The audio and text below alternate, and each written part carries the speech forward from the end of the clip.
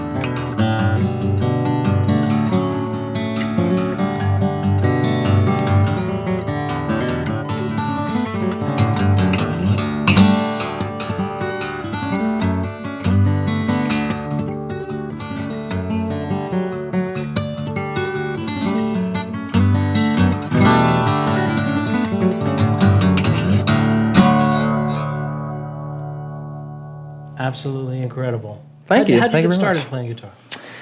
I must have been 12 years old, I think, and a good buddy of mine, one of my best friends, started to take electric guitar lessons, and his brother had played long before him, and he had a little Squire Strat just hanging around that was all beat up and had one string on it, so I asked if I could borrow it, and so I took it home. He lives about a few minutes down the road, so just started messing around on it just for fun, and eventually I figured out smoke on the water on that one string, and ever since then I just kind of got more and more interested into it, and got my first guitar after that. And so after that, it was all about YouTube. YouTube was just becoming a thing at that point, around 2005, 2006, I think, and then 2007, and so I was really trying to teach myself how to do a bunch of stuff, just basic chords and stuff. And eventually I had a guitar teacher who was completely disinterested in anything except for jazz. He was so into jazz, and so we learned a little bit of some basic theory. But other than that, it's just all been YouTube and jumping into it by myself. Wonderful. Tell us about this beautiful guitar you're playing today. This is my child for sure. This is a Bourgeois OMC soloist, and it's got a solid, I believe it's Italian spruce top, and that unmistakable Brazilian rosewood back and sides. Beautiful. This was a prize for the Winfield Fingerstyle Championships, and Never would I ever imagine that I'd be able to own a guitar like this, much less play one. And so it's I play it every day. Wow! And tell us about Winfield and your experiences with that amazing competition. Yeah. So my big thing, what I actually told my guitar teacher, was that eventually, because he would just ask me, this little 15-year-old kid in there trying to play some Leo Kottke tunes and Andy McKee, Michael Hedges, that kind of stuff. And he was like, well, what do you want to do? Like, what do you want to do with guitar playing? Because you're I can see that you're really into it, but what is it that you want to accomplish? And I was like, well, I'd really like to go up to Canada and the Canadian Guitar Festival and compete there. And he just told me, yeah, that's probably not going to happen. You're probably not going to win if you do that.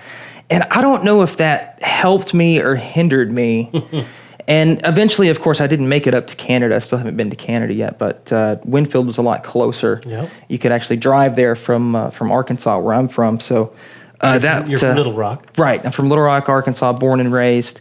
And it just seemed like it was more doable to drive to Kansas than all the way up to Canada. So the first year I went was 2016, and entered to do the competition. I was extremely nervous. It's unlike anything I've ever seen in my whole life. The competition is like in this big barn, pretty much on the stage, and it's just you and a microphone and a guitar, and that's pretty much it. Yeah. So in 2016, I got fourth place, and then the 2017 I came right back and got second place, and of course, after winning second place, I had to come back the next year and eventually took first place the year after. In 2018. In 2018. Absolutely That's right. amazing. So, do you just do one song? Do you do two songs? How does that work? It's very, very specific, and Winfield is kind of like the granddaddy of acoustic guitar competition. So a lot of other competitions follow their same rules, which are very strict. There's no speaking on stage. You can't interact with the audience whatsoever. You've got 2 songs for the first round, and if you make it into the top 5 finalists, then you have 2 more songs. And I think it's something like 5 minutes per each set of songs. So it's very, very strict. I think you can't have stuff like multi-scale or multi-string guitar, just a 6-string and a 12-string, nothing too crazy like a 7-string or 8-string, anything like that, or a partial capo. It's just, capos are fine, regular capos, but nothing too crazy. They want to keep it simple. Let's talk about some of the tunings that you were in for that first song that you played. What tuning were you in there? Okay, so that song was in Dadgad. A lot of where my tunings come from, well, they're actually stolen. I've only got a few that I've come up with myself, but we steal tunings from each other all the time. That was just Dadgad with a capo. There's lots of good voicings and lots of good ideas you can find in Dadgad tuning. And if you can't find what you're looking for, you're really only a few strings away from finding something else that's pretty good sounding in another tuning. But for this last song in particular, this is a tuning that I stole from Don Ross, and I'm pretty sure Don Ross stole this from John Martin. It's an open C minor tuning, so we've got C, G, E flat, F, B flat, D. Wow. It's really haunting. Beautiful. Sounds good. Pretty much wherever you play it on the neck. And you were doing all of the percussive stuff with it as well as the harmonics. Talk us through some of those techniques that you were using. Yeah. So just being that 15-year-old kid and watching all these great players like Leo Kottke and Michael Hedges, Andy McKee, Don Ross, Antoine Dufour. I'm going to butcher his name, but I'm pretty sure it's pronounced Masa Sumide from Japan. He is amazing. And a lot of his stuff, if you really kind of jump into his library of original music, some of the great hooks that he gets, he couldn't get otherwise unless he uses some of these crazy techniques. So that's really, it's cool to learn, but it's also a tool to use for finding that hook, because that's really what I'm trying to strive for is to find a hook that you'll remember. Because it's fun to play, and it's catchy at the same time for the listener.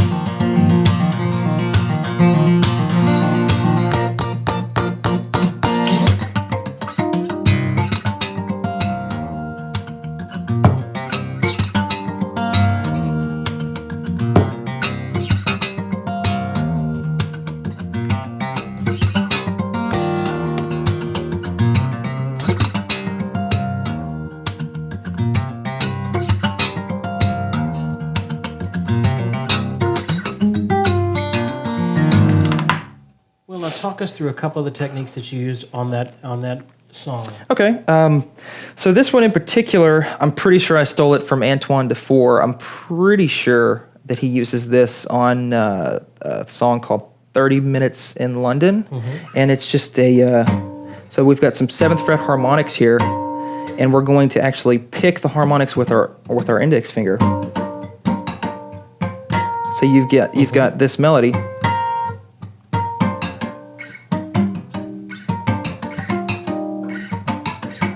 I mean, you could just play. And you're using that to kind of create this percussive groove. Right. Yeah. And it services the groove, and it brings you right into the song, which continues the groove.